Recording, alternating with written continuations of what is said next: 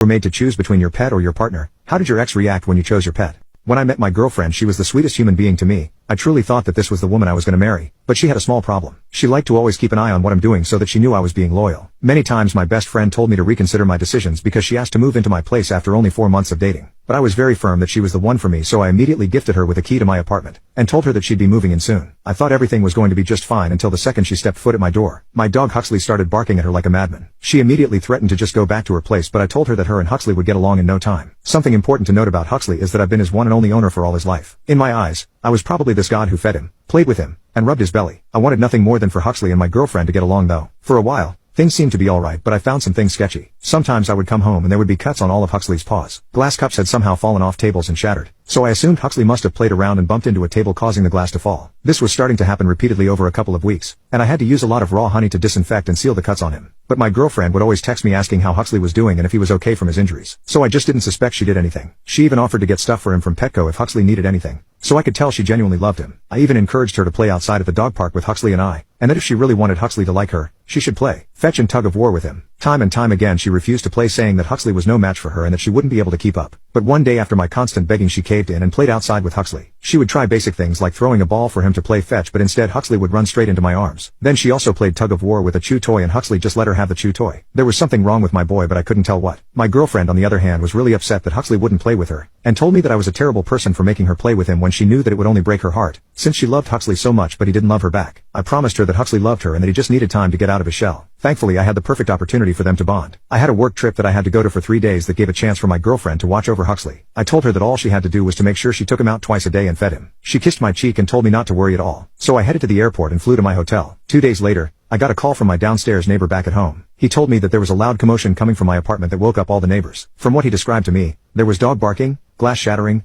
dog whimpering, and a door slamming. I asked my neighbor if he didn't mind checking out what the commotion was, and after 3 minutes, I received the worst news of my life. Huxley was panting on his side. Not only were his paws bloody, but there were gashes on his joints and legs, like someone hit him with something. The entire apartment was covered in dog poop and my furniture was trashed. I asked my neighbor if my girlfriend was around and he said that she was nowhere to be found. I called her to ask what the hell happened. When I called her, it was almost like she was expecting it because she immediately got down to business.